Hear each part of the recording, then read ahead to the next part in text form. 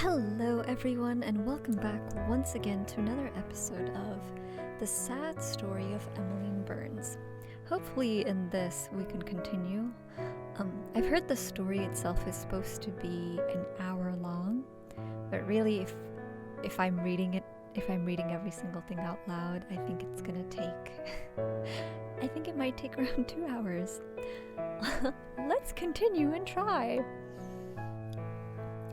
The story so far, by the way, is this blonde girl on the left is named Toma Andrews. No, her last name's not Toma Andrews. Her first name is Toma. Oh no, yes. Her full name is Toma Andrews, actually. But she doesn't really like the name Toma because it doesn't really feel like it's her proper name. She was supposed to be named Amelia at birth, but due to some family drama, she wasn't able to be named Amelia. Yeah. So her name is Toma, and Toma is kind of an outcast. She is skipping school to go to the graveyard right now, and here at the graveyard she meets this young girl named Emily. Emily is wearing a beautiful, modest, frilly dress that looks like it does not belong in this era. And from the way that Emily talks and her clothes, it almost seems like she's not from around here. Kind of like she might not really be living anymore. And with that, let's continue. I glance at a nearby grave, that of an Alicia Pharaoh. Somebody has crawled across the top of it in black marker pen. God is dead. Oh, by the way, Toma was just talking about some of the village boys just tramping through the graveyard and how they sometimes vandalize things quite a bit, and I think she's giving an example of that. Also, Toma has not given her name to Emily, and so Emily decided to give Toma a new name. She called her Verity. Yeah. Hold on, I'm gonna search up something. What does Verity mean?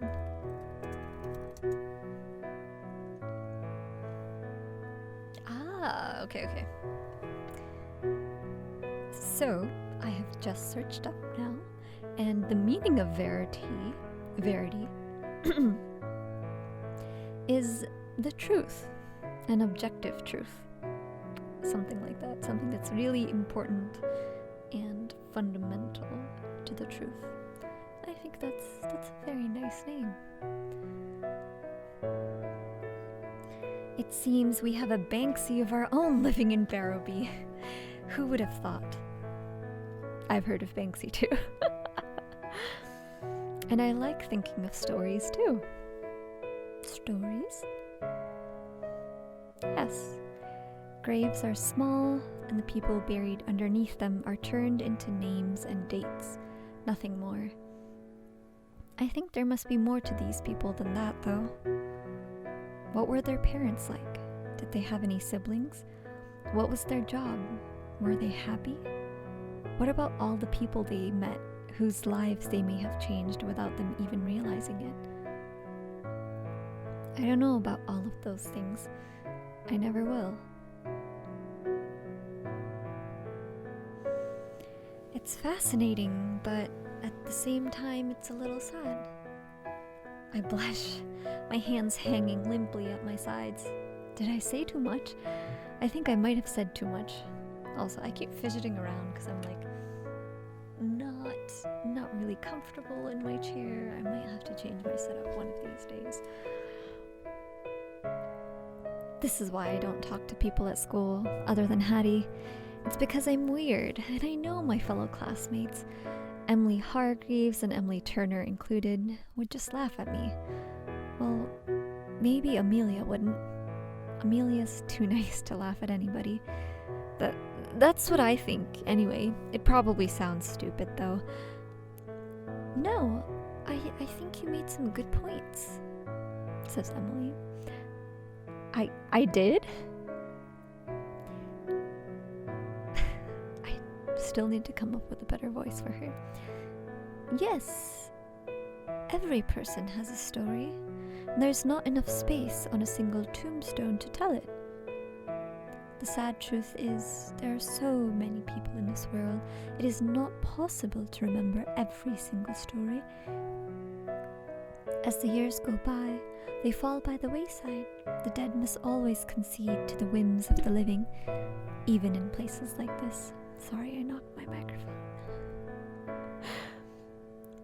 Emily looks back at Elijah, or Alicia, Pharaoh's grave, decorated with the biting political commentary, "God is dead," and sighs. I like thinking of stories too. In fact, I could tell you a story of my own. I've been turning it over in my head for quite some time, and I would be intrigued to hear your response. I wouldn't mind. Are you quite sure? I don't want to bore you. I can't remember the last time anybody wanted to hear what I had to say. No, I'm quite sure. I would love to. There was nothing else I wanted to do here anyway. Nothing other than wander, trying to avoid thinking about school next Monday and how much trouble I'll be in when it's discovered I've been playing truant. Playing hooky, yep. I always run away from my problems. I have done ever since I was a child. I must have inherited that admirable trait from my dad. I was about to say father. Cue the whole discussion about calling your dad your father from like the previous episode. Well then, if you want to follow me. Emily turns, her hair fluttering, and slips through the graveyard like a shadow. I follow her, curious yet cautious, as she leads me behind the church, where the trees are thicker and there are even more graves. She draws my attention to a tombstone. Just one tombstone of many. It juts out of the grass like a tooth from a gum, slightly crooked.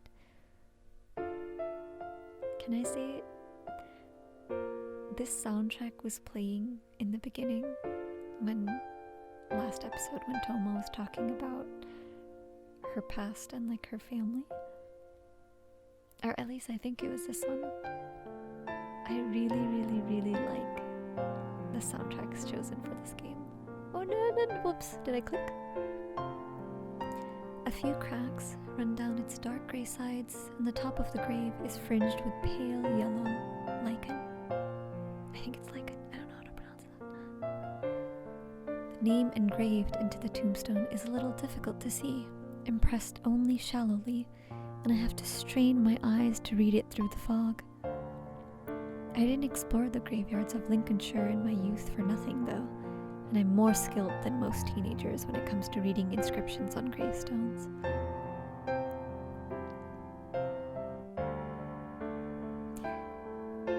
Here lies the body of Philip Burns, 1807 to 1851, also Perdita Burns, wife of the above, 1811 to 1851, also Emmeline Burns, their beloved daughter, 1836 to 1851. May their souls rest in peace.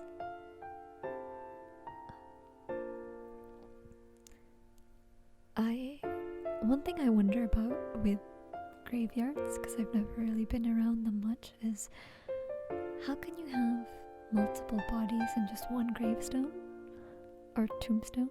Wouldn't they have a separate gravestone for each person who's buried? Like, what does that mean when they just have, you know, these sort of a single tombstone for everyone? I shift, suddenly uncomfortable.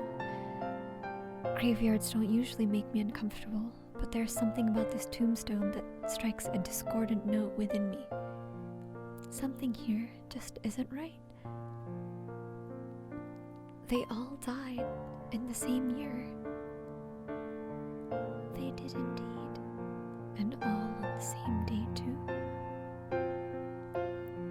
I turn away from the grave, the final remnant of the unfortunate Burns family, and bite my lower lip. When I next speak, my voice is barely a whisper, even quieter than the wind. How do you know that? It's just a story. I already told you that. I suppose so, but when Emily said it, it didn't sound like a story. She sounded deadly serious. She looks serious, too. Her eyes are narrowed, her lips pursed, her face stark white as though carved from stone. The fog swirls about us like a veil. It's even thicker than it was earlier this morning. I can taste the fog at the back of my throat when I inhale and I cough. It tastes cold, rank, and repulsive. The taste of death. Just who is Emily anyway? She doesn't look like any girl I know. She doesn't act like any girl I know. I'm almost tempted to believe, but that would be ridiculous, wouldn't it? So, should I tell you my story? I must warn you, though, it is rather dour. Then again, given our setting, what other kind of story could it be? You should already know how it ends. I love ghost stories. Emmeline Burns, born in 1836 to Philip and Perdita Burns, led a charmed life. Her family was rather well-to-do, her grandfather being a lawyer, her father a banker, and she grew up in a large house with 5 bedrooms on the outskirts of Barrowby. It's also a large house with 5 bedrooms. Nice. I'm gonna shift. Given her father's profession, he was often away in London on business. But this did not upset Emmeline. She was old enough to understand that her father needed to work so he could afford her nice house and her fine clothes, and the ribbons she wore in her hair, so she did not complain. Though she did not see her father for months at a time, when he returned home, it was always with a present for Emmeline and a kiss on her cheek, and it was as though he had never been away at all. Philip was a kind man, though he may not have been a paragon of manly virtues. He's the runt of the litter if he were a pig. We would have drowned him in the well, Grandmother Patience always griped. It's terrible. He was not naturally predisposed to the world of financing, but he did have a good head on his shoulders, and he was relatively intelligent. Not even Grandmother Patience could deny that. It was through his quick wits, rather than his magnetic charisma, of which he was sorely lacking, that Philip had been able to expand upon the Burns family's fortune, as he had invested a good deal of their money into the stock market. Stocks! I don't know, the idea of the stock market sounds so unstable to me because of how much money people lose. Like, they gain money, but you have to be very smart. No! Okay, I'm back. None of you saw that pop up in the top corner. No, didn't. Now that I'm back, my Steam is in offline mode now. Let us continue with the story. Emmeline really did love her father, despite his lack of presence in her life. Or maybe because of it. They do say, after all, that absence makes the heart grow fonder. Even when Philip was not at home, Emmeline had a great deal to busy herself with, and she was never bored or lonely. She would help her mother with her embroidery, or exchange idle gossip with the servants, or go for long walks about the countryside eating blackberries from the hedgerows and snagging her dress on brambles. Emmeline's long-suffering governess, Helena Warren, certainly had her hands full when it came to disciplining her rowdy pupil. Though Emmeline was not unintelligent, she had been born with the disposition of a sea captain or a polar explorer, and she was physically incapable of sitting still for 5 minutes. That is, unless she was with Cornelia Linton. Emmeline and Cornelia had known one another since they were both babies, and they were almost inseparable. They spent most of their waking hours together, sitting by the lakeside in the Lintons' private estate. They would stare out across the untroubled waters, which carried, along with it, lily pads, reeds, and fish with shimmering scales, and they would talk, sipping raspberry lemonade. Ooh, raspberry lemonade sounds good right now. Everyone in Barrowby knew that the lake in the Linton's estate. I keep thinking Linton as like Lincoln, you know, like when people say I guess you do pronounce the C as a K in Lincoln. Okay, in the Linton's estate. Everyone in Barrowby knew that the lake in the Linton's estate belonged to Cornelia and Emmeline. They had claimed it through the countless hours they had whiled away by those grassy banks, feeding the fish and dipping their bare toes into the water. The lake was their private land, a secret garden everyone knew of but nobody would intrude upon. And so it was that Emmeline and Cornelia spent the summer months together, basking under the sunshine.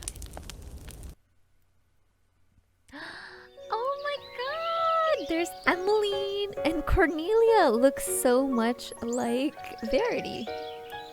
Toma, but Toma's given the new name Verity. So Emily, how is your embroidery coming along?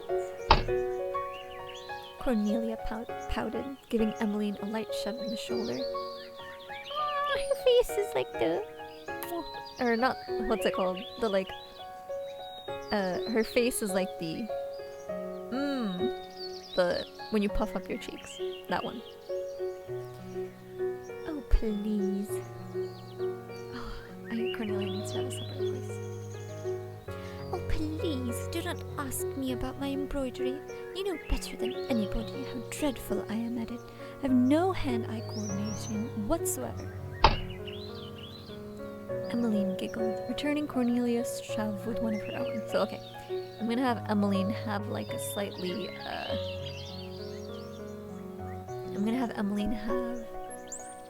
a lower voice, but still with like some kind of an accent, non-accent.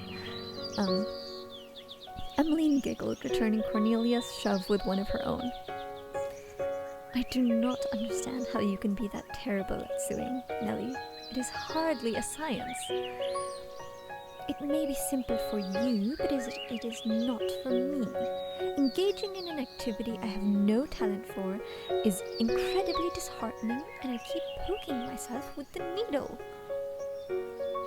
Ooh, let me see. What? No! Cornelia's pout deepened, and she held her hands behind her back, attempting to hide them. Why do you want to see my hands anyway? Do you want to gloat? Me? Gloat? I would never. I just want to see the wounds that have been dealt to you despite your best efforts, my dear Cornelia, so I may applaud you for your bravery. Forgive me for being so cynical, but I suspect you may be making fun of me. Of course I will forgive you. You cannot help your cynicism, given your father fancies himself a philosopher. It must run in your family. I don't like Emmeline's voice that I'm giving her. Indeed he does. Our library is full of Hegel and Kant. I don't know how to read those names. Hegel, and Kant. Though I doubt he understands it. Mother says he just wants to show off at dinner parties. Okay, I'll give Emmeline a high voice without an accent. Okay. How is he able to show off if he cannot understand the material he speaks of? It is nothing more than bluster. Mother says pretense is one of the key traits a man must possess if he wishes to be successful in this world. My father is an earnest man. He could not lie if his life depended on it, especially not about philosophy. I'm mildly happier with Emmeline's voice. And that is why my mother worries about you, Emmeline. She has said as much before. She need not concern herself with my family. We may not be as rich as you, but what we lack in wealth, we make up for with raw talent. Oh, whoops. Emmeline's kind of angry. She need not concern herself with my family. We may not be as rich as you, but what we lack in wealth, we make up for with raw talent. Are you saying I have no talent?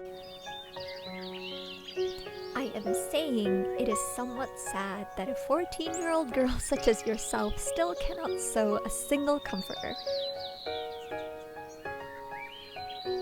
Hey. Cornelia, who had let her guard slip as she pondered her father's ill-fated attempts to ingratiate himself with the intelligentsia of the age, tried to obscure her hands behind her back once more, but it was already too late. Cornelia. What are you doing, Emmy? I am examining your hands as I said I would. And oh dear. Emmeline tutted and shook her head, her fingers linked together with Cornelia's.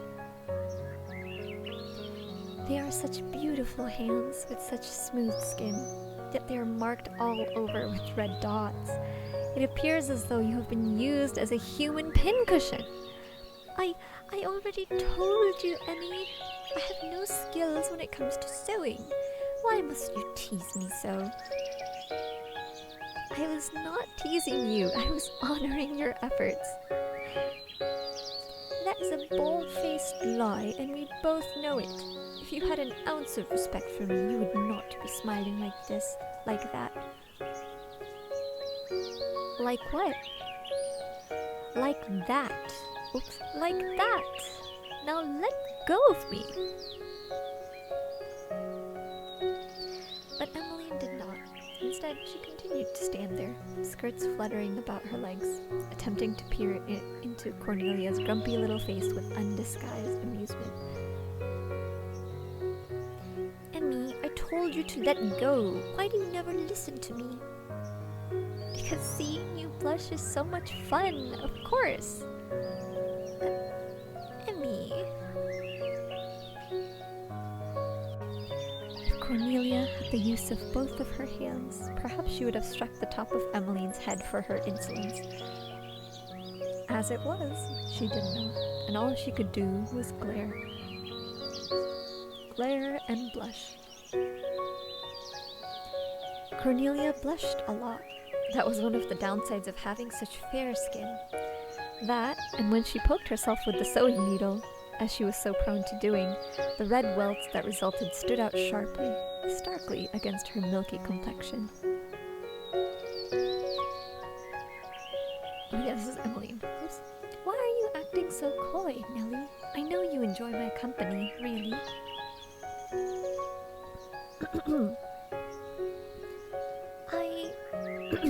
Hold on, I need some water. I'm going to be back.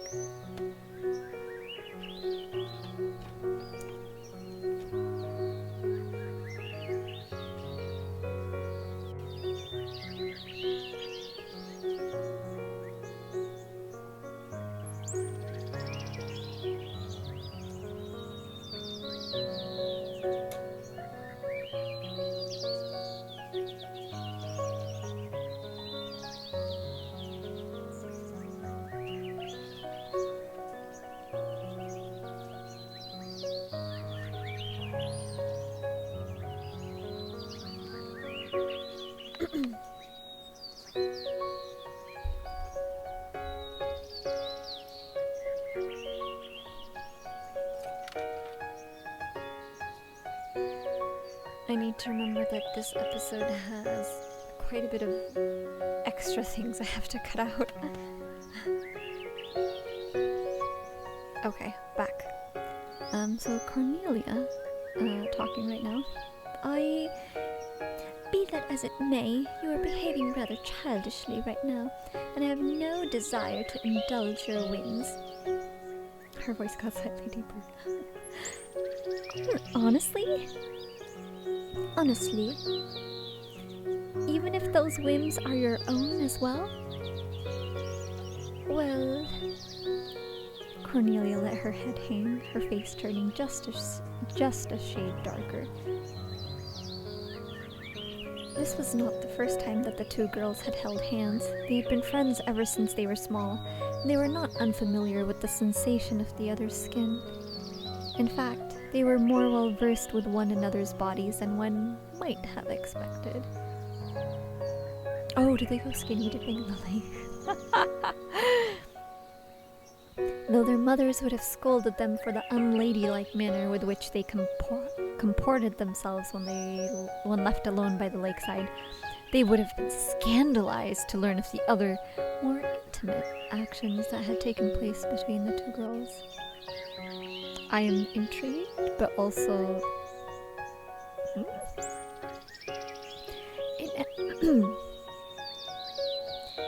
had only been a month or so ago when, drunk on the lazy heat of the encroaching summer, the two girls had slowly, lackadaisically, shared their first kiss.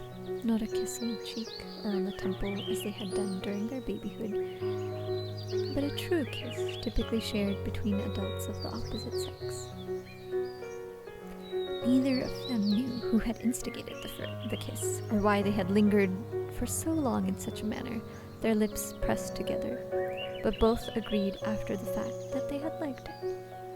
It had just felt right. As such, without giving these moments of intimacy too much thought, the two girls had continued to display their affection for one another in such a manner all through the summer of 1851. Please don't be seen by someone. Yeah. It may have been uncommon for two women to exchange such kisses and caresses, but what of it? Why should they not kiss one another if they wanted to? The lakeside was their own private haunt, their secret garden, and nothing could intrude upon them there, not even so-called common decency. That was another question. Why should it be indecent? Emmeline did not understand. She loved Cornelia, and Cornelia loved her. And was that not enough? Even if it was not enough for the rest of the world, it was more than enough for her. I really like that transition that they do with like the pages almost like burning in. Yeah. You know, you really are beautiful. Do you honestly think so? Of course, I thought so from the moment I was old enough to understand what beauty was.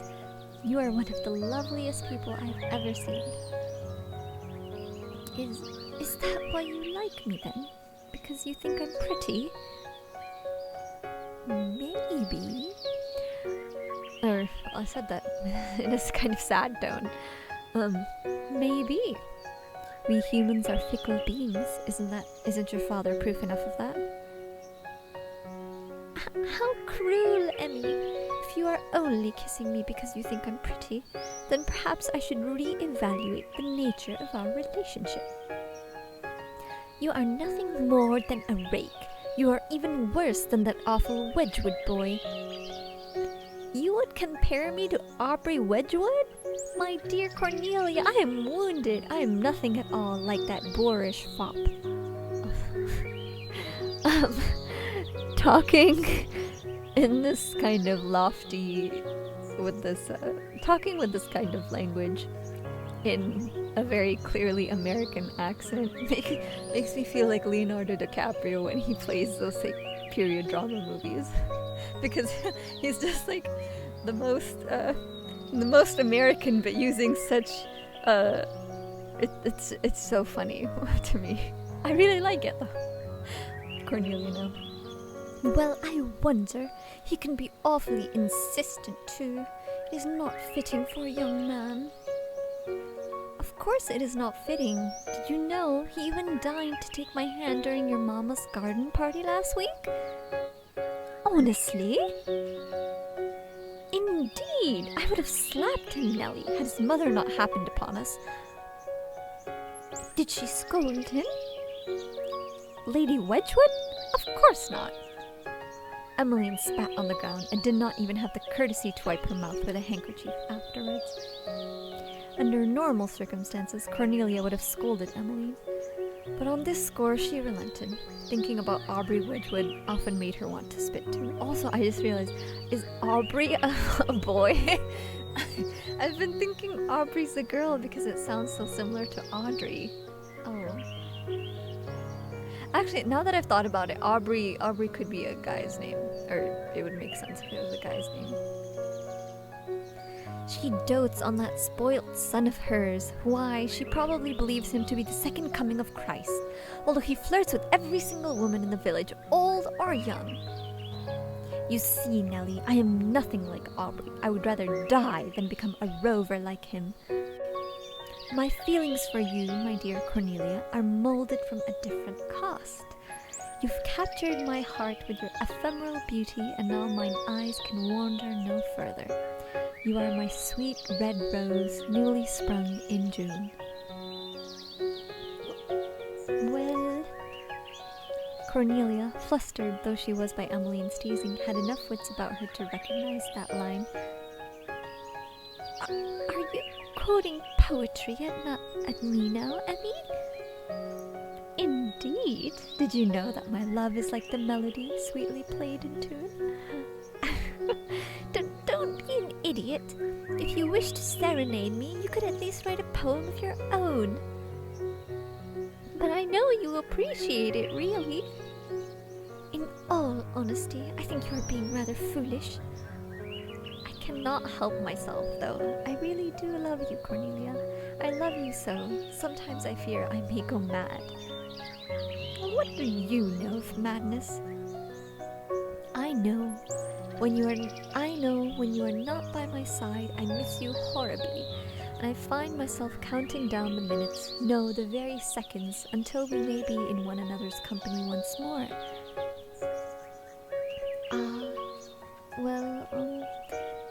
I appreciate your feelings, Emmy.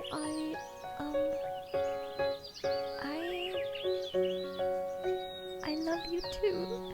Oh, Cornelia's so cute. Also, ooh, got new achievement. If only Emmeline and Cornelia could have continued to spend their time together in so sweet a manner, smiling and laughing, or else bickering pointlessly and making one another pout, yet always parting with words of love and kisses stolen beneath the warm summer sun. Unfortunately, such moments cannot last forever. The splendors of the summer soon faded, and the leaves began to turn brown, and the wind gained a sharp edge that made Emmeline shiver. It was also during the autumn months that Philip Burns returned home for the first time in half a year. This reunion, however, was not quite as happy as the previous ones had been. Philip Burns had always been a small man, yet he seemed even smaller during that bitingly cold September. He stooped more than usual when he entered rooms, if he entered them at all, for he had now developed a habit of lingering, ghost-like, about the thresholds of his own home, as though afraid of stepping inside. It was almost as though during his 6-month sojourn in London, he had lost something crucial to his constitution, his sense of self, or else his soul. Philip's feet were still planted firmly upon the earth, but he was divorced from the world around him. He drifted about aimlessly like a somnambulist, yet was restless within his dream world, incapable of sitting still for more than 5 minutes at a time. He looked at things without seeing them, ate food without tasting it, held objects without touching them. Once he tried to pick up his glass during dinner, and he used so little force it slipped between his fingers, smashing into pieces against the floor. Even when he spoke to Emmeline, it was without any real feeling, like he was reciting words from a play script, and Philip Burns had never been a very good actor. He was not like Cornelia's father, who had so much huff and puff he could have blown down even the brick home built by the most industrious of the three little pigs. Philip Burns was far too honest, and that was the worst thing. It was because he was an honest man that Emmeline knew, though he tried to keep the truth from her. Something was wrong. Something was terribly, terribly wrong. But she did not know what. Okay. Bonnets. Cute. Okay. And with that, unfortunately, I must end this episode here now. I hope you have all enjoyed, and I can see you all in the next upcoming episode. Goodbye, everyone.